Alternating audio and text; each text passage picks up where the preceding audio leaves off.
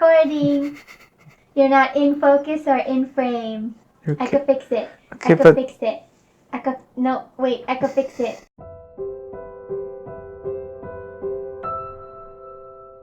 Welcome back, everyone. So today I have an unboxing, but it's also an excuse of a video because I didn't really plan for it. But Nadia had to or wanted to purchase this little guy. This little guy, you see it? So this is like one of the cheapest audio interfaces on Amazon, and I wanted to compare it to our H4N that we have because most on-the-go filmmakers have something like this, but not all of them have a dedicated audio interface. This is 4 times the price of this one. Let's see if it's actually better, because this is dedicated to be portable, and that's the whole point. That one's not. So maybe there's something there. And we're gonna use a dynamic microphone, and we're gonna use a normal condenser microphone, the Rode NT1A. All right, let's come in. Remind me to get a new camera. There's also a third point to this video, and that's why you're monitoring sound that I didn't tell you. I never got around to having samples of this microphone and the mic pack because we've had so many problems with it, and that's going to be its own little video. Shameless plug, go check that out. This is the Euphoria UM2 by, how do you pronounce that? Behringer. Behringer? Behringer. Behringer. It's German, is it? You know, a lot of things that claim to be really high quality, they claim to be German, and a lot of them aren't. And I don't know why that is. Yeah, see? Conceived and designed by Behringer, Germany. And opening up inside, this is not that exciting. There's a little owner's manual with a sticker that looks like a warning sign. I don't know why you would do that on purpose. And then you have your audio interface. Okay, good. I'm so good at unboxings. So this one is the cheapest one on Amazon, like I said. And one of the what are you doing? It's about the box, isn't it? Oh my god. We're unboxing. Come back up here. They hear me. I hear you too. So it's coming in this little bag and it's taped off, and I'm just gonna most likely rip it. But one of the reasons this one is a cheaper audio interface is maybe not necessarily because the components are really cheap.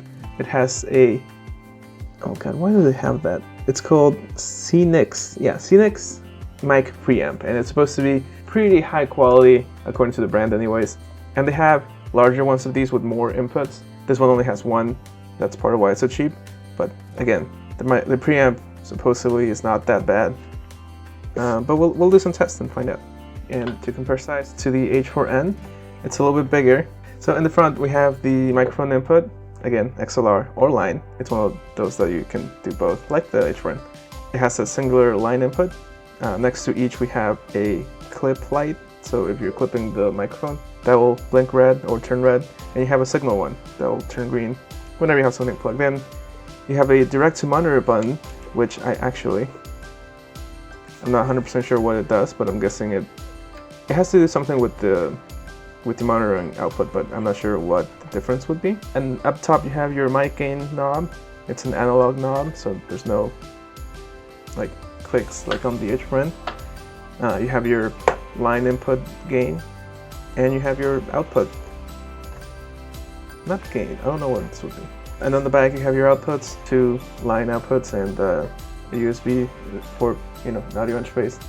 That is what this is. And you have a switch to turn off the 48 constant power on the singular XLR input. Cool? Cool. Okay, so for the rest of the video, we're just gonna plug this in. We have Audition opened, and we're gonna record just a couple sentences being talked by our lovely camera lady, Nado.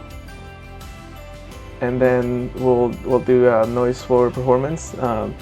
We're recording in an apartment building, and right now someone's AC turned on, I think. Why is someone's AC on? Peter.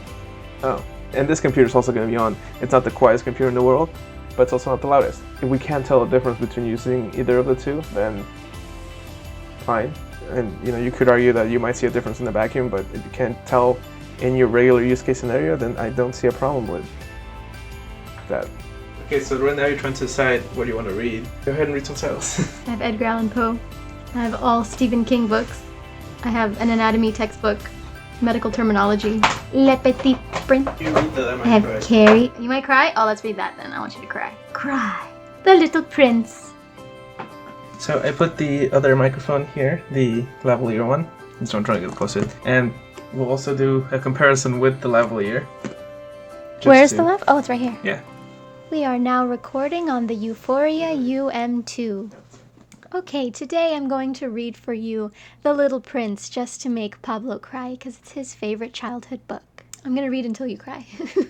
Once when I was 6, I saw a magnificent picture in a book about the jungle called True Stories. It showed a boa constrictor swallowing a wild beast. Here is a copy of the picture.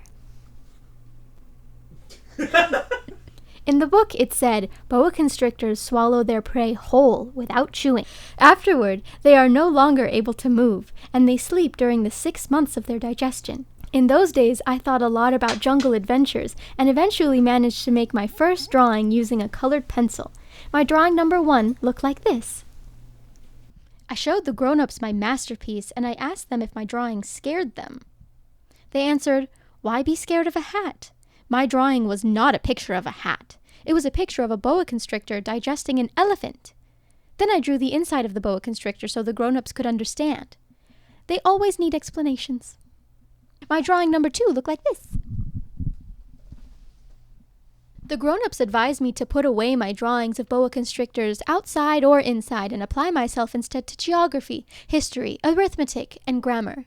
That is why I abandoned at the age of 6 a magnificent career as an artist. I had been discouraged by the failure of my drawing number 1 and of my drawing number 2. Grown-ups never understand anything by themselves, and it is exhausting for children to have to provide explanations over and over again. They just don't get it. So then I had to choose another career, and I learned to pilot airplanes. I have flown almost everywhere in the world, and as a matter of fact, geography has been a big help to me. Excuse you. I could tell China from Arizona at a first glance. Well, I hope so. Which is very useful if you get lost during the night. So I have had in the course of my life lots of encounters with lots of serious people. I have spent lots of time with grown-ups. I have seen them at close range, which hasn't much improved my opinion of them. Snarky little bastard. Whenever I encountered a grown-up who seemed to me at all enlightened, I would experiment on him with my drawing number 1, which I have always kept. I wanted to see if he really understood anything. But he would always answer, "That's a hat." I thought of several errors with our testing method, including the fact that we had to change the gain on both the microphones first of all, and then when switching recorders, obviously we couldn't have the same gain because they're different preamps to begin with. What I'm going to do is I'm going to normalize everything because everything was recorded into one track, and then we'll analyze everything. Loudness, this is what we want. Match loudness? Yeah. There's like a technical term for it, but we're just going to use the European standard of, negative 23 LFUS, LAUFS. LAUSD? We're going to match loudness at negative 23 LFU with a tolerance of 0.5 and, and a negative 1 of true peakness. And we're going to run it. It's running? It's running away from us. Well, tell it to come back. Did it get scared? So this is something that I feel like you should maybe do for your blogs. Pro tip to people that are just recording things in general. If you are processing your audio, normalizing to a standard, we're using the European broadcasting standard. The point of matching loudness is so that things are not incredibly loud and then incredibly quiet. It's a broadcasting standard so that commercials are not 10 times louder than the show you're watching on purpose because they want to get your attention.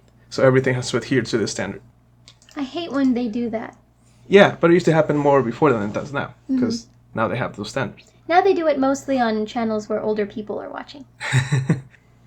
Amplitude statistic, there we go. Okay, let's analyze this. What does it say? This is quieter? That doesn't make much sense. And then I'll give you. So I'm guessing there's something definitely wrong with this test method.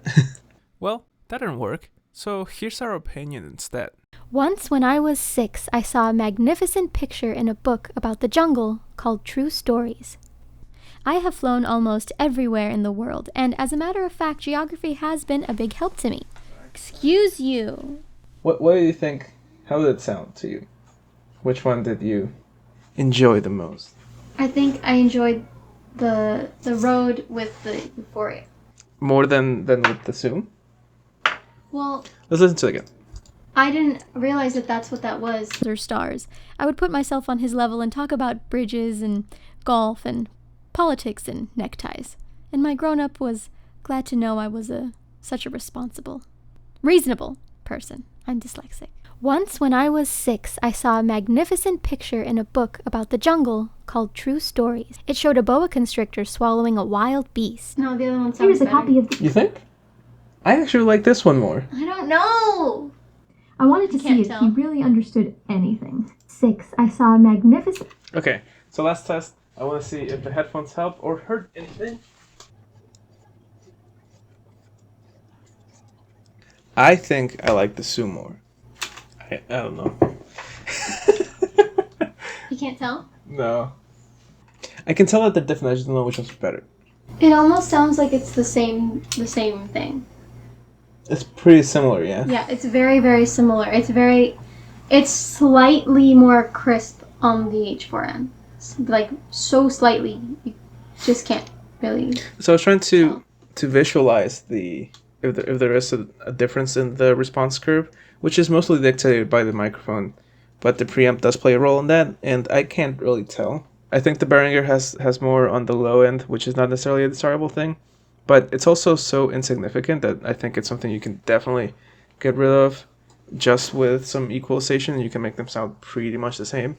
Conclusion, good purchase. It's good for sitting on your desk. If you're just going to sit at your desk and record stuff, like what I plan on doing, then that's pretty good. If you're going to do But they do podcasting have- but and they- you're on the go, buy that one. I mean, they do have, if you're on the go, because they do have like that same model with more inputs, and it's not Yeah. that much more expensive. Like for $100, you can get 2 inputs. It's just $40, and then this is $200. And this one you can record straight to it. With that one, you have to record into a computer. Yeah, so you can't record straight to a card. You have to have like your laptop with you. If you are going to go somewhere with it, I guess you can, but you need a laptop or a computer with you. If you want to record straight to like a memory card, the H4N is better. There's a lot of people that carry this around, like people like us that carry that around, and I've never thought of like, oh, I should get a dedicated one because this felt sufficient. If you have this and you're thinking about getting a dedicated audio interface, do it because it's convenient in having it there and not having to plug this in and take it out. Like it can just always be plugged in, your audio interface, or get a really good one, but don't go for the cheapest one Like because it's about the same quality. We need this out and about, Yeah. and you want to always have an I wanted XLR something input just to your for my- computer. Yeah. So then it makes sense, and for the price, I think it's pretty good because it's very comparable to our $200 Pro interface. Mhm. But yeah, check it out in links in the description. It's $40. There's also a couple of other ones that are a little bit more expensive and supposedly a little bit better, but I'm guessing they're also not going to be like twice as good, and that is the price difference. So, to each their own.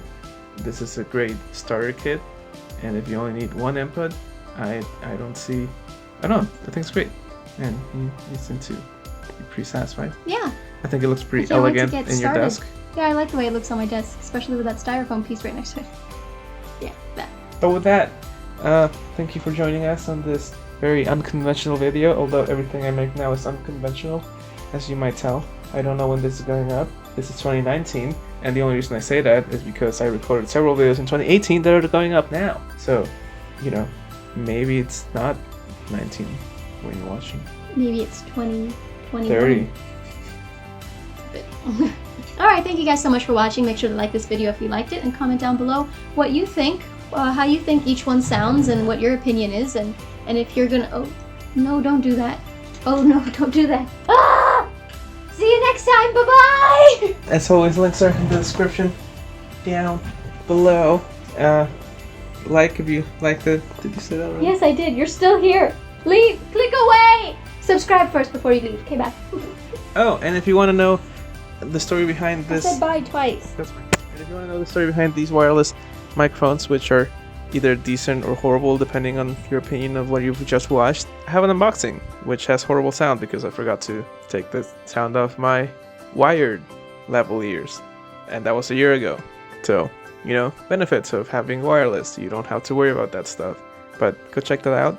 Okay, bye! For real this time, bye-bye.